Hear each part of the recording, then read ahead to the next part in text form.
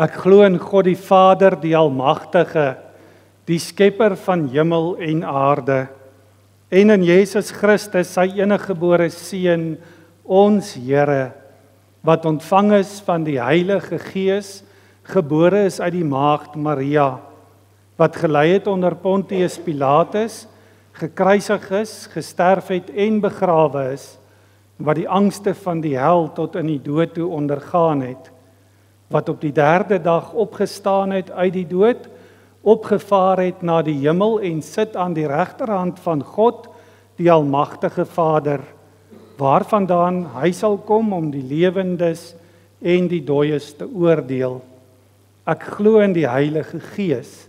Ek glo aan 'n heilige algemene Christelike kerk, die gemeenskap van die heiliges, die vergifnis van sondes, die opstanding van die liggaam en 'n ewige lewe. Amen.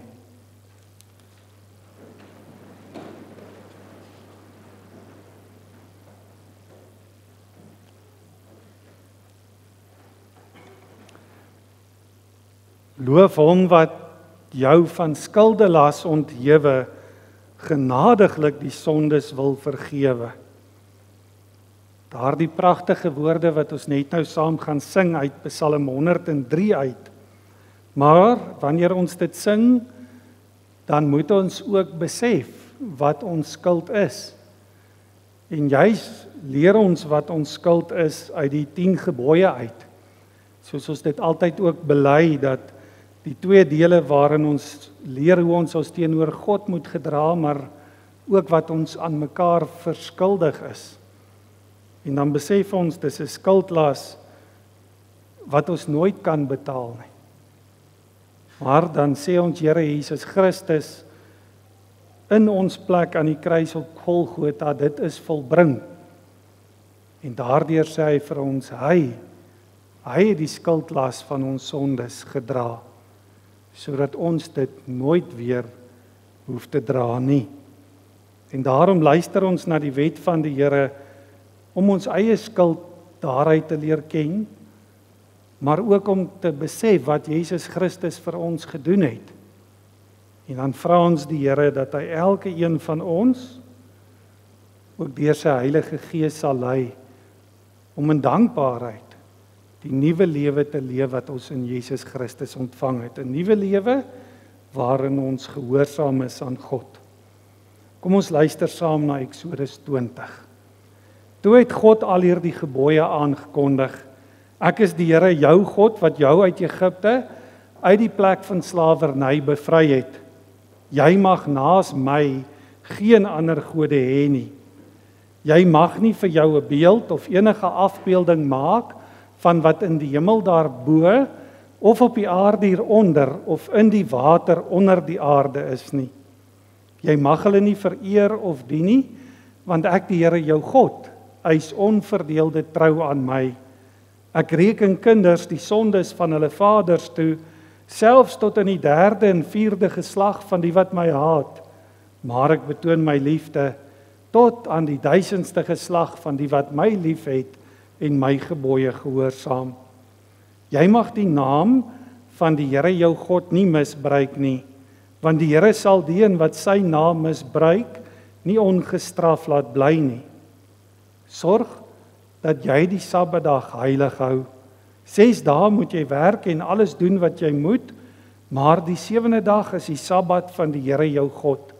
Dan mag jy geen werk doen nie, nie jy of jou seun of jou dogter, of die man of vrou wat vir jou werk, of enige dier van jou, of die vreemdeling by jou nie.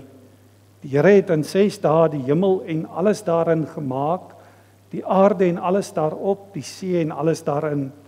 Op die 7de dag het hy gerus, en daarom het die Here dit as 'n gereelde rusdag geheilig. Eer jou vader en jou moeder, dan sal jy lank bly woon in die land wat die Here jou God vir jou gee. Jy mag nie moord pleeg nie, jy mag nie egbreek pleeg nie, jy mag nie steel nie. Jy mag nie vals getuienis teen 'n ander gee nie. Jy mag nie iemand anders se huis begeer nie, jy mag nie sy vrou begeer nie, ook nie 'n slaaf of 'n slavin, 'n bees of 'n donkie of enigiets anders wat aan hom behoort nie. Tot sover die wet van die Here. Kom ons sing nou saam Psalm 103, die 2de en 3de vers, waarna ons saam sal bid.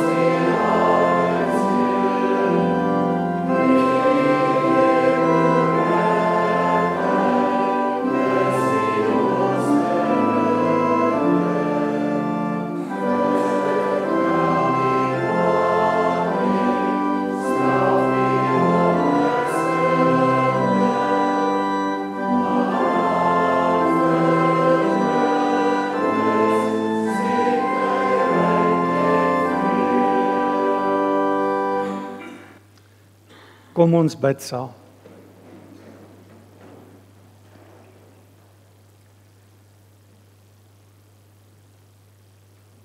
O Here, ons God, almagtige Vader, ons wil vandag ook ons stem voeg by die van die engele rondom u troon, wat dag en nag besig is om u te prys. Ons wil ook uitroep, heilig, heilig, heilig, Here God almagtig. Groot is u troon, u is steeds met lig en lof omring. En daarom dank ons u, dat ons u vanoggend kan loof vir skuldvergifnis, wat daar in ons Here Jesus Christus is. Dat ons u kan loof vir die nuwe lewe wat u ons geskenk het. Ja, die ewige lewe. En ons dank u dat u ook in u genade, soos ons dit nou ook gesing het, geloof word, omdat u ons ook elke dag met die goeie versadig. Daarom vra ons dat u ook vanoggend hierdie erediens sal gebruik om ons te voed met die brood van die ewige lewe. Ja, elke woord wat ons na luister, elke woord wat ons saam sing, deel van die evangelie van ons Here Jesus Christus, wat self vir ons beloof het en geleer het, dat elkeen wat in hom glo, nie verlore sal gaan nie, maar die ewige lewe sal hê. Elke een van ons, wat deel het aan hom, gevoed word met die brood van die ewige lewe, met die woorde uit sy mond. Ja, dat ons kan drink uit strome van lewende water. Maar ons dank u nie net vir ons geestelike versorging nie, ons dank u ook vir die wonderlike gawes wat u vir ons gee om elke dag aan die lewe te bly, na die liggaam ook. Ons dank u vir krag en gesondheid, Dankie vir kos wat ons eet, vir huise waarin ons bly. Ons erken dat dit ook goeie gawes uit U hand uit is. En vanoggend ook, dank ons U dat U dit nie net oor ons U seëninge uitgiet nie, maar dat ons in die reën daar buite ook kan sien, dat U sorg vir alles en almal. Selfs vir die plante, selfs vir die diere, alle lewe kom uit U hand. En daarvoor wil ons U elke dag loof en prys. En ons doen dit wetende, dis nie iets wat ons verdien nie, ja, dis alles gawes uit U Vaderhand, wat U in en deur ons Here Jesus Christus ook aan ons skenk. Amen. Ons gaan vanoggend, broeders en susters, Galasiërs, hoofstuk 5 by stil staan, maar ons begin weer by hoofstuk 5 vers 1. Jy sal onthou, verlede keer was dit ons laaste vers wat ons na geluister het, en dis eintlik die vers wat hoofstuk 4 en 5 ook aan mekaar kan verbind. Dis amper soos 'n skaniertjie, wat dit aan mekaar vasmaak, en ons kernvers is weer vers 1. Christus het ons vrygemaak om werklik vry te wees. Staan dan vas in hierdie vryheid, en moet julle nie weer onder 'n slawe juk laat indwing nie. Laas het ons gekyk dat mense kies om hulle self onder 'n slawe juk te laat indwing, en dan slawe te word van die sonde. Maar hoe doen hulle dit? Nou Paulus verduidelik in die res van hoofstuk 5 in 2 gedeeltes vir ons hoe mense hulle self onder 'n slawe juk laat indwing. Die eerste gedeelte, mens kan amper sê die eerste juk beskryf hy in vers 2 tot 12. Kom ons luister eers na dit, die eerste slawe juk.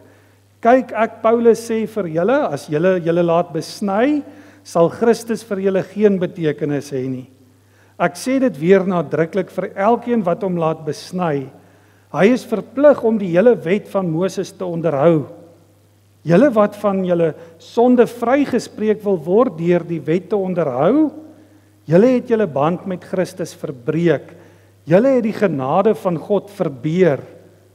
Wat ons betref, deur die werking van die Gees, is dit ons hoop en verwagting dat ons deur te glo vrygespreek sal word. In Christus Jesus is dit nie van belang of jy besny is of nie. Al wat van belang is geloof wat deur die liefde tot dade oorgaan.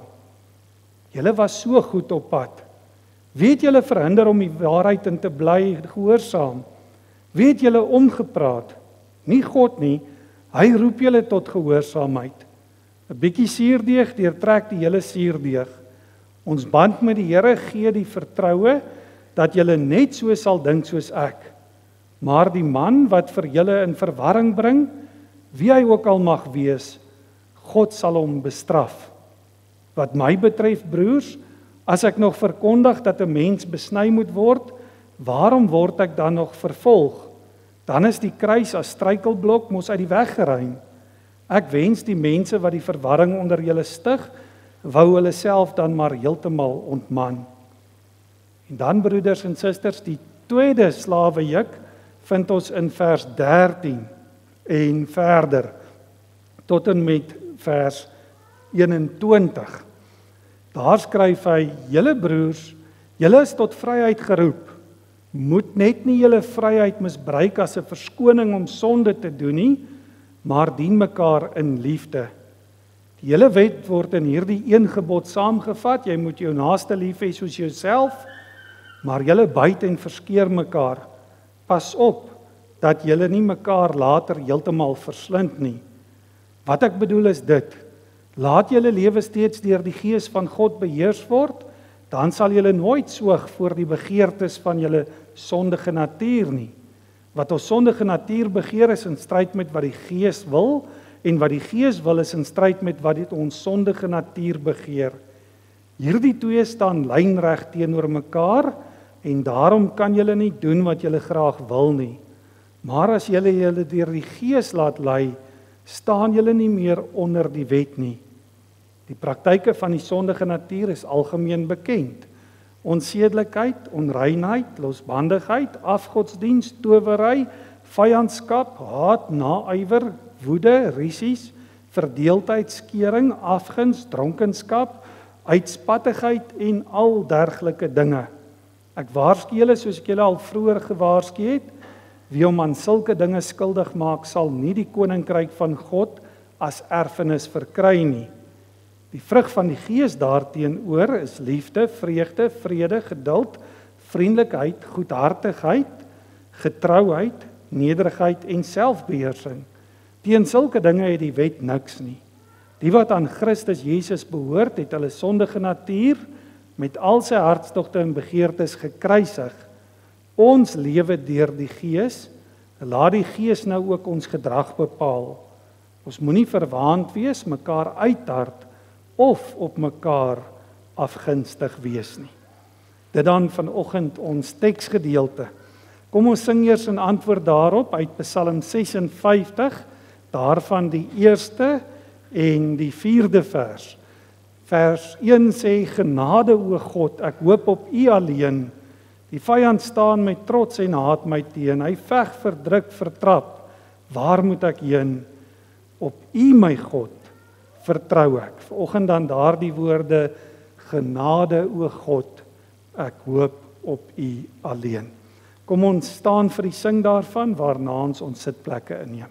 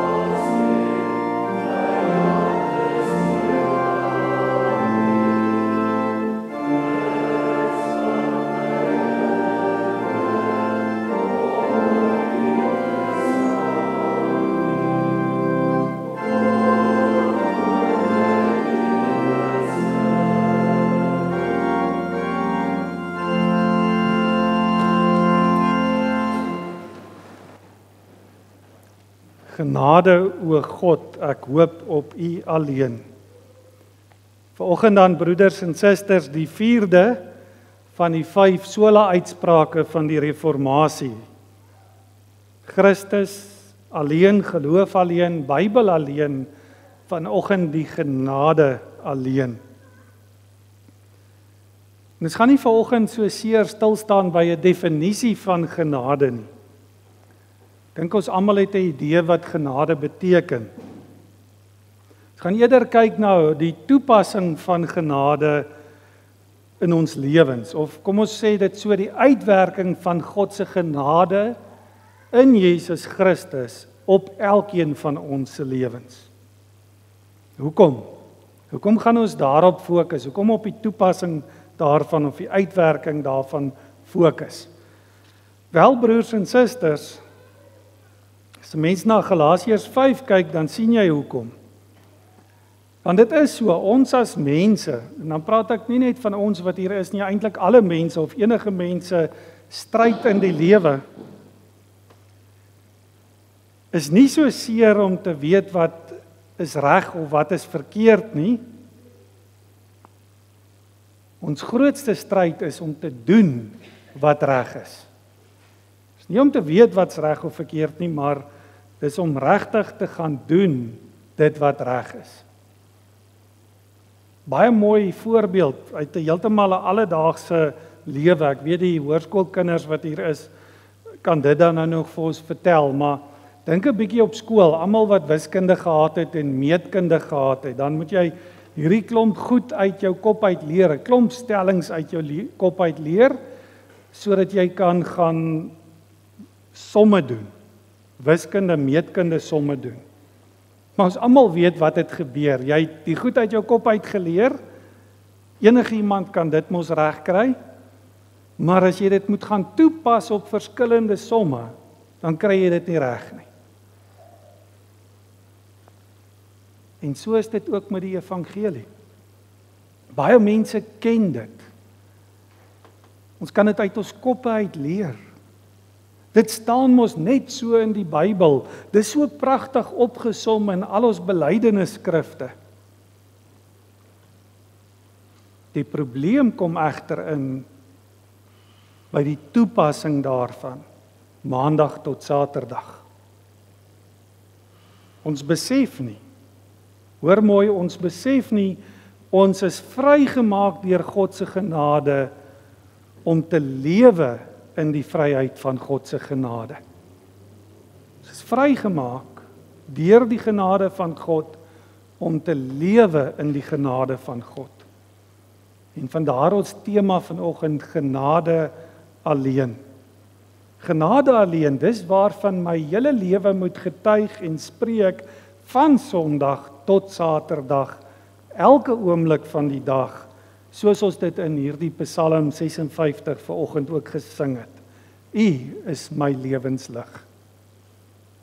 Ja, ons moet leef, eenvoudig gestel in die vryheid waarvoor Christus ons bevry het.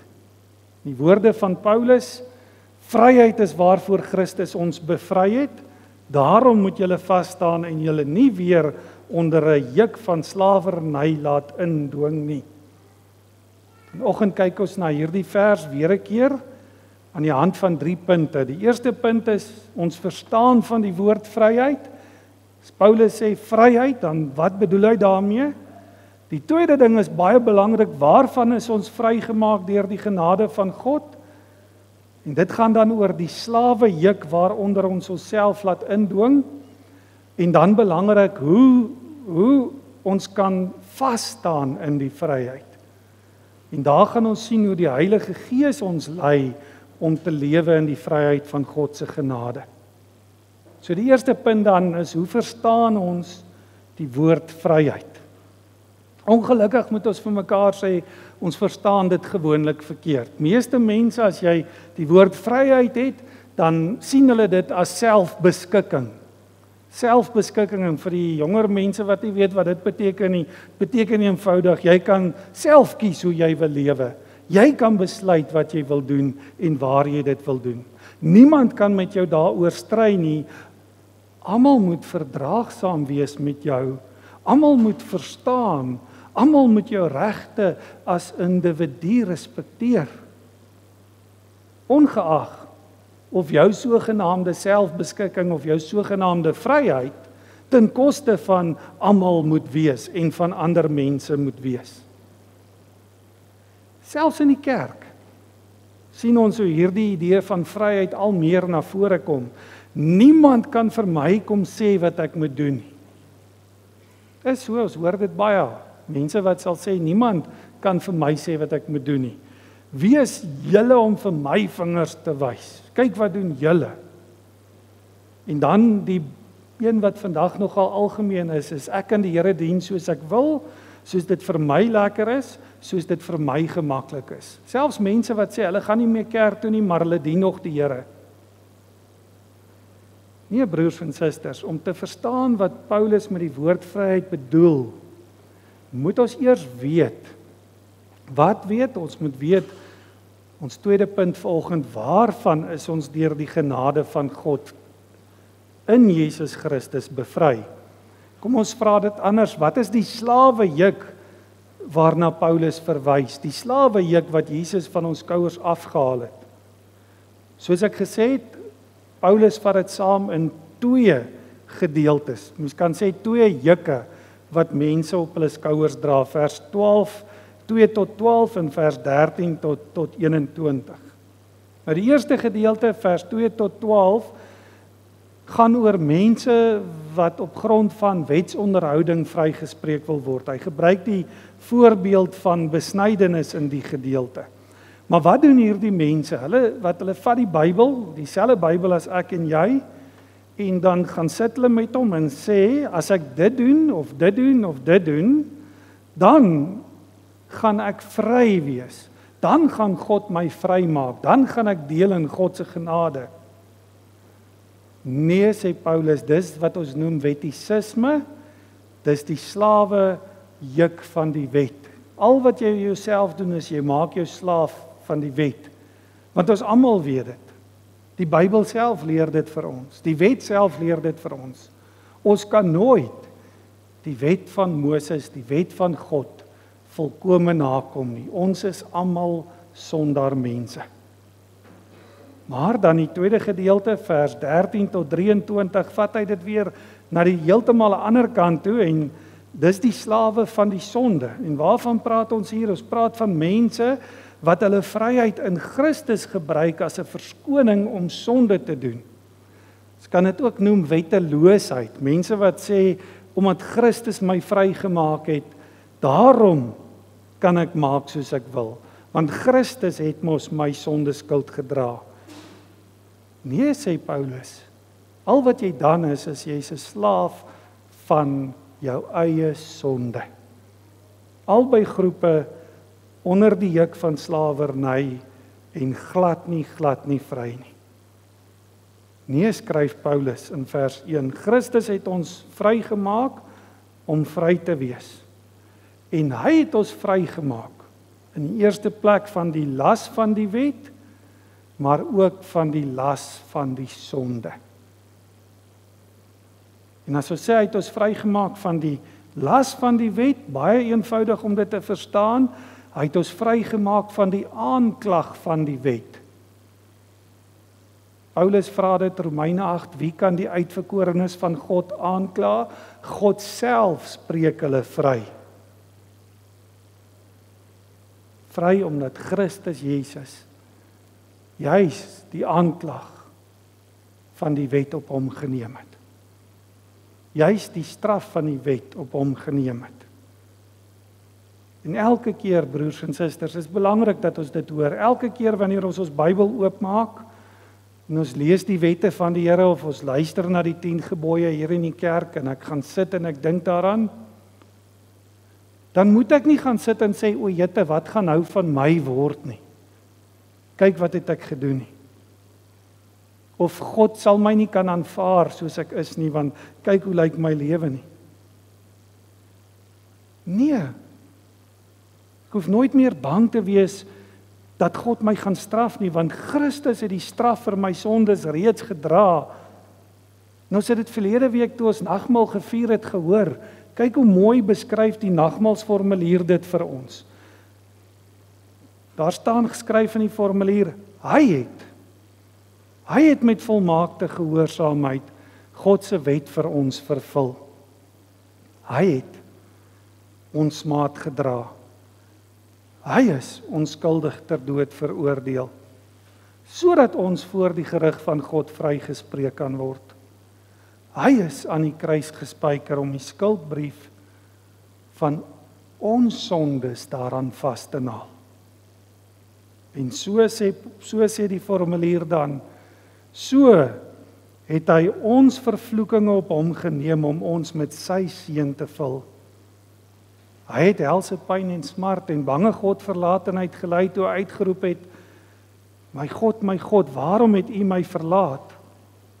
Sodat ons nooit meer deur God verlaat sou word nie. Nooit meer. Want die bloed van Christus het ons vrygemaak. Die bloed van Christus het ons vrye toegang gegee tot die genade troon van God. Kom ons stel dit dan so. Wie enige een van hierdie hy het uitsprake wil vervang met 'n ek het uitspraak. Ek het my laat besny, of ek het nie afgode aanbid nie, of ek het my ouers geëer, of ek het niemand doodgemaak nie, of ek het al my geld vir die Here gegee. Wie die wet of die Bybel wil gebruik as 'n ek het handleiding, 'n selfdoen-handleiding, dan die woorde van Paulus, die genade van God verbeer. Hoe dit ook al sê, dit kan nie so met die wet werk nie. Hoor hoe mooi stel die prediker dit, en die prediker vat eintlik vir ons dit pragtig saam. Hy sê, moet jou nie te regverdig wil hou nie. Moenie aanspraak maak op meer wysheid as wat jy het nie. En dan net in die volgende vers sê die prediker, moenie aanhou verkeerd doen nie, moenie dwaas wees nie. Daai eerste groep mense wat hulle self regverdig probeer hou deur die wet te onderhou, maar aan die ander kant ook die wat aanhou om verkeerd te doen. Sien, 'n mens kan nie vryheid in Christus ken en dan maak soos jy lus kry nie. Jy kan nie die wet van God in 'n asblik wil gaan gooi soos die wetteloosheid maak nie. Want die wat die vryheid in Christus wil sien as 'n, kom ons noem dit 'n vrypas om te maak soos jy lus kry, om te doen wat jy wil, moet besef, al het Christus ons vrygemaak van die las van die wet, hy het ons ook vrygemaak, hoor mooi, van die las van die sonde. Daarom skryf Paulus, almal wat aan Christus Jesus behoort, het ons sondige natuur, ons sondige aard, saam met sy hartstogte en begeertes gekruisig. In hoofstuk 2 het hy ook gesê, met Christus is ek gekruisig, ek leef nie meer nie, Christus leef in my. So daarmee sê hy baie duidelik, jy kan nie aangaan en lewe soos jy wil nie. Jy kan nie vashou aan jou sonde nie. Jy kan nie vasklou aan Christus alleen, as jy nie besef, Christus alleen het jou vrygemaak van alle bande van die sonde nie. Ons praat in die kerk van jy's 'n wedergebore mens. Die ou mens in jou word gekruisig, gaan dood, die sondaar mens, en die opstanding is die nuwe mens in Christus. En die enigste grondslag vir hierdie verandering in ons lewenswyse is die kruis van Christus. Maar die manier hoe dit 'n uitdrukking in jou lewe vind, is die werk van die Heilige Gees. Dis die Heilige Gees wat die oorwinning van Christus in jou lewe na vore laat kom. En waaroor het Christus oorwin? Hy het oorwin oor die dood, hy het oorwin oor die sonde. Ons deel in die oorwinning van Christus, en die gevolg daarvan is dat ons nou lewe deur die Heilige Gees. En dis ons laaste punt, hoe ons kan vasstaan in die vryheid. En dan gaan ons kyk hoe die Heilige Gees ons lei om te lewe in die vryheid van God se genade. Nou, mens kan sê die woord Christus alleen word uitgebou met die woord genade alleen. En as jy die woorde genade alleen hoor, kan jy ook sê die Heilige Gees alleen. Die woorde van Paulus, aangesien ons deur die Gees leef, moet ons ook volgens die Gees optree. Ons lewe deur die Gees, laat die Gees ook nou ons gedrag bepaal. As mens vra wie is die Gees, onthou dis die Heilige Gees, die heiligmakende krag van God, En dis juis omdat hy in jou lewe is, omdat jy sy tempel is waarin hy woon, dat die heiligheid van die Heilige Gees in jou lewe weerspieël word in hoe hy jou optrede bepaal. Nou moet mens onthou, dit is wat ons as gelowiges se stryd is om te doen wat die Here wil hê ons moet doen. Daarom glo ons ook dis 'n lewenslange proses, want ons val daagliks in die sonde. Maar dis dan die Heilige Gees wat ons oproep en opwek tot bekering. Wat ons laat besef, maar ons is verkeerd. En wanneer dit gebeur, en die Heilige Gees beheer neem oor jou sondige natuur, dan maak dit die oorwinning van Christus sigbaar in jou lewe. Maar dis juist die feit wat mense, kom ons stel dit anders, dis juist hierdie feit wat ons baie keer verhinder en verkeerdelik gebruik. Wanneer ons sê ons wil doen soos ons wil en ons doen nie soos wat die Here wil nie. Dan beheer die Heilige Gees ons nie, maar is ons slawe van ons sondige natuur. Onthou dit, Jesus Christus en die Heilige Gees loop hand aan hand. En om deur die Gees beheer te word, vra dit 'n mens jouself, jou eie goeddinke, jou eie liste, jou eie begeertes prysgee ter wille van iemand anders. En as ons sê ons lewe deur die Gees, dan laat ons die Gees toe om ons gedrag te bepaal. En dis die wonderlike gevolg, kan mens amper sê, van genade alleen. Want dan sien jy wat regtige vryheid is. Regtige vryheid is dat ons wat deur die Gees lewe, eintlik elke keer wanneer ons deur die Gees optree, die Gees ons gedrag laat bepaal, dat ons lewensasem intrek. En daai lewensasem is geestelike en morele vryheid. Ons staan nie meer onder die vervloeking van die wet nie. Ons lewe onder die seëninge daarvan.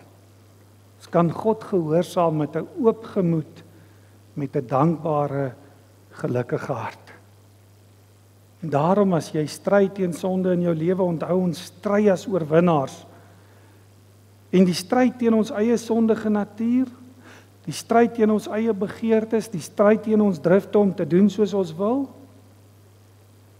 dis die Heilige Gees wat ons daarin laat oorwin.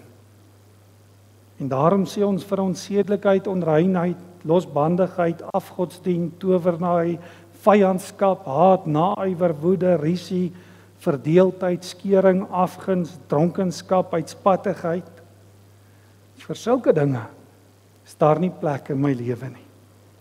Hoekom nie? Want ons is lief. Ons is lief vir die wet van God, want ons is lief vir God self. En dan word ons lewe gekenmerk deur wat ons ken as die vrug van die Gees. Daardie dinge waarteen die wet niks het nie. Liefde, vreugde, vrede, vriendelikheid, goedhartigheid, nederigheid, selfbeheersing. Ons hele bestaan, soos kan afsluit, word nou gekenmerk deur genade alleen. Ons is vrygemaak deur God se genade, ons lewe deur God se genade. En as ons werklik vry is, dan word ons gelei deur die Heilige Gees alleen. Die Heilige Gees alleen. En dan lewe ons in die vryheid van God se genade. Dan is ons regtig vry. Amen. Ek gaan vra dat broer Willie vir ons na vore kom asseblief.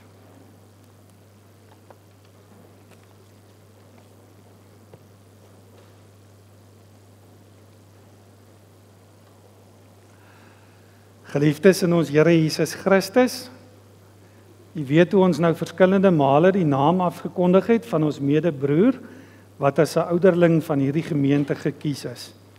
Ten einde te verneem of iemand iets het waarom hy nie in sy ampt bevestig mag word nie. Aangesien niemand egter enige wettige beswaar teen hom voorgelê het nie, sal ons hom nou in die naam van die Here in sy amp bevestig. En vir die doel moet u broer wat bevestig word en ook almal wat teenwoordig is, eers uit die woord van God 'n kort uiteensetting van die instelling en die amptswerk van die ouderlinge aanhoor. 'n Ouderling is iemand wat die diens van regering in die gemeente van Christus beoefen. Ouderlinge of opsieners het deurgaans in die apostoliese kerk die gemeente met die woord geregeer en versorg volgens die gawes wat die Heilige Gees gegee het. Ons glo dat Christus mense tot besondere dienste in sy kerk roep, om die gelowiges vir hulle dienswerk toe te rus tot opbouing van die liggaam van Christus. Daarom rus Christus hulle ook toe met die gawes wat hulle hiervoor nodig het. As ouderling dan, geliefde broer, word u geroep om die gemeente te regeer en te versorg. Hierdie diens word nie net aan een of twee toevertrou nie, maar aan al die ouderlinge saam, wat onder leiding van en saam met die bedienaars van die woord die kerkraad vorm. Om hierdie diens behoorlik te kan uitoefen, is dit nodig dat die ouderlinge die woord van God deeglik ondersoek en hulle in die rykdom van die evangelie verdiep. Die opdrag as ouderling is dus die volgende. Eerstens, u moet toesien dat alles in die kerk behoorlik volgens goeie orde plaasvind, dat die woord en sakramente gereeld en suiwer bedien word en dat die sakramente heilig gehou word. U moet daarop let dat die bedienaars van die woord, die ouderlinge en die diakens getrou en deeglik hulle goddelike opdragte uitvoer en u moet die bedienaars van die woord met goeie raad bystaan. Tweedens, u moet sorgvuldig let op die leer en lewe van elke lidmaat en alle Christene met raad en troos ondersteun. Teen lidmate wat hulle nie bekeer nie en in hulle sonde voortlewe, moet met die kerklike vermaning en tug opgetree word. Die wat berou het, moet weer in die gemeenskap van die kerk ontvang word. Derdens, u moet veral oor die leer en die wandel van die bedienaars van die woord toesig hou, sodat alles tot opbouing van die kerk mag strek en geen vreemde leer voorgedra word nie. Vierdens, u moet ook die afvalliges en die heidene tot bekering en geloof in Jesus Christus roep, want so vergader Christus sy kerk. U het gehoor wat die opdrag is en ons vra u om opreg op die volgende vrae te antwoord. Is u in die hart daarvan oortuig dat u wettig deur die gemeente van God, daarom deur God self tot hierdie heilige diens geroep is?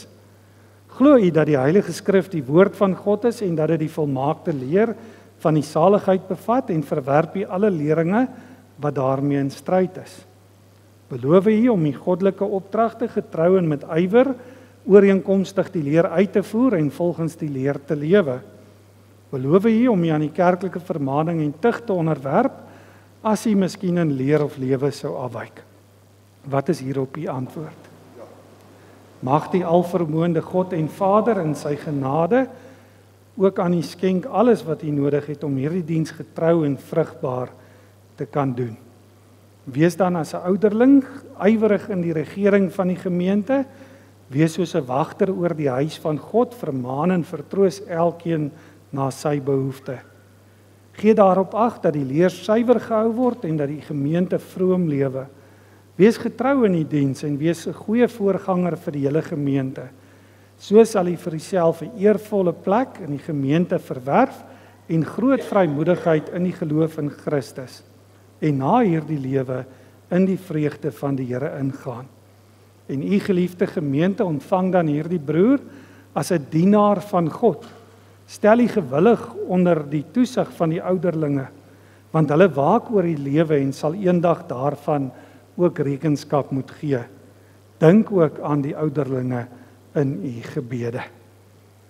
Omdat ons dit nie uit onsself kan doen nie, kom dat ons saam bid. Ons Vader, ons dank u dat u ook hierdie broer van ons deur die Gees gelei het om die roeping op te volg as ouderling. Ons bid u gee aan hom steeds meer die gawes wat hy nodig het om sy dienswerk te kan verrig. Skenk aan hom en al ons ander ouderlinge wysheid, skranderheid, onderskeidingsvermoë en liefde. Verleen aan hulle die genade om getrou in die diens te volhard en om nooit deur moeite, teleurstelling, verdriet of vervolging van die wêreld daarin te verslak nie. Seën Here ook ons as gemeente waaroor U hulle gestel het. Maak ons elkeen gewillig om ons aan die vermaning van ons ouderlinge te onderwerp, sodat ons hulle eer ter wille van hulle roeping. En laat so U heilige naam geëer word en die ryk van U seën kom. Verhoor ons o Vader, deur ons Here Jesus Christus. Amen. Ons vra dat broer Willie na die gemeente toe draai, dan sing ons Psalm 134, daarvan vers 4, waarna hy sy sitplek kan gaan inneem en dan sal ek vir ons 'n dankgebed doen.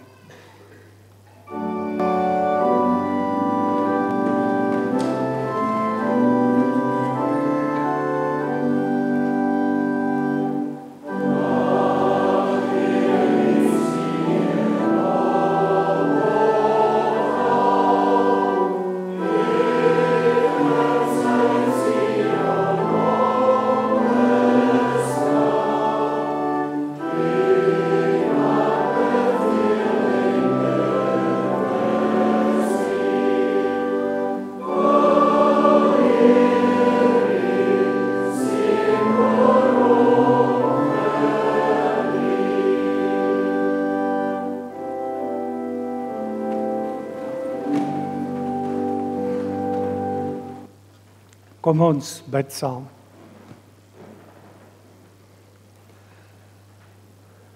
Ons Vader in die hemel, wat 'n wonderlike voorreg is dit nie om vanoggend ook te kan hoor die blye boodskap. Christus het ons vrygemaak om werklik vry te wees.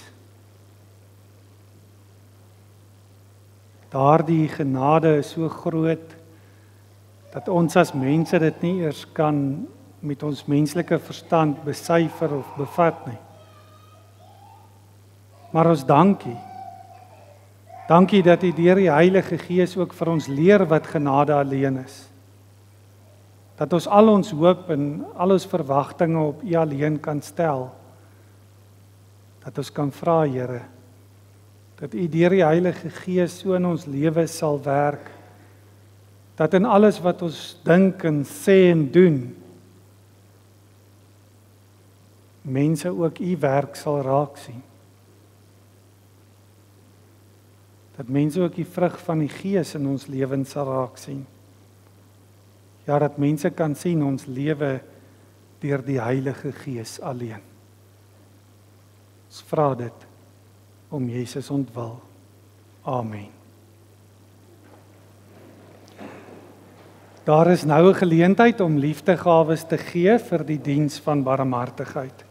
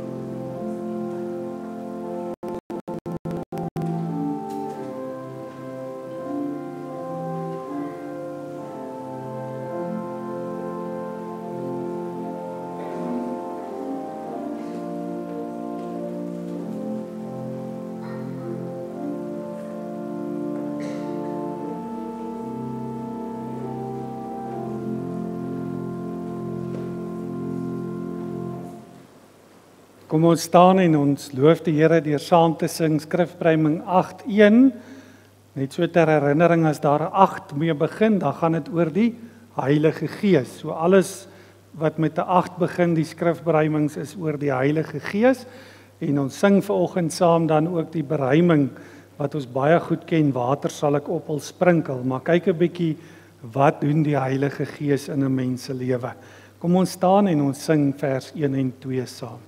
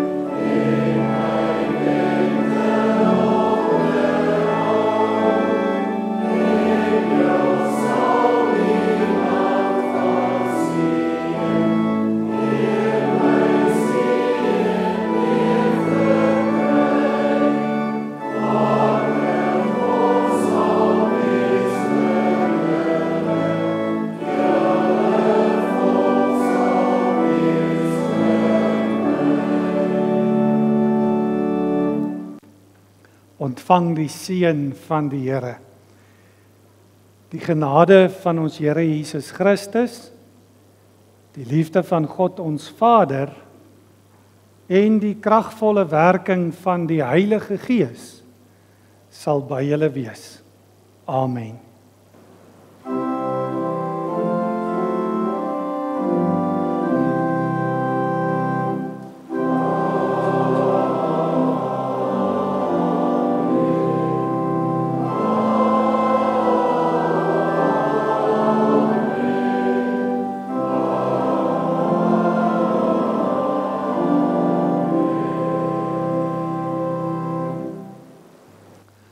Baie dankie broeders en susters, enkele afkondigings.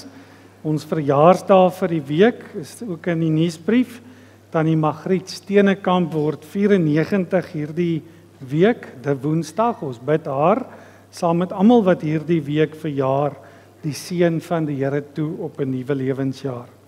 Dan broeders en susters, vra ons ook voorbidding vir die kerkraadsvergadering môre aand en dan ook eerskomende Dinsdag herinnering, die silwerkrone, almal bo 60 wat nog nie hulle name deurgegee het nie.